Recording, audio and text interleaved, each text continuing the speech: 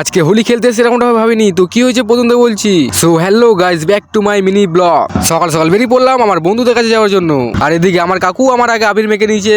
বেশি দেরি না করে বেরিয়ে পড়েছি গাড়ি নিয়ে।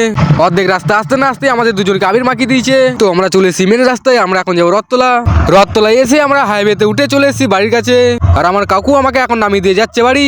বাড়িতে এসে আমার তিনটে বন্ধুর সাথে দেখা হয়ে গেলো। ওদের কাছে কিছুক্ষণ ধরে থাকার পর আমি গেলাম আমাদের জলকল পার্কে আবির নিয়ে যাচ্ছে আমাদের পাড়ার ভেতরে এসে দেখলাম এখানে আমাদের আগে আবির মাখানো হচ্ছে। আর এসেই আমাদের একটা কাকা আমাদেরকে আবির মাখালো। আবির মাখানোর পর আমার একটা কাকির সাথে দেখা হলো। কাকিটা আমার সব ভিডিও দেখে। আর আমরা চলে এসেছি এখন এখানে ছোটখাটো একটা পার্টি করার জন্য।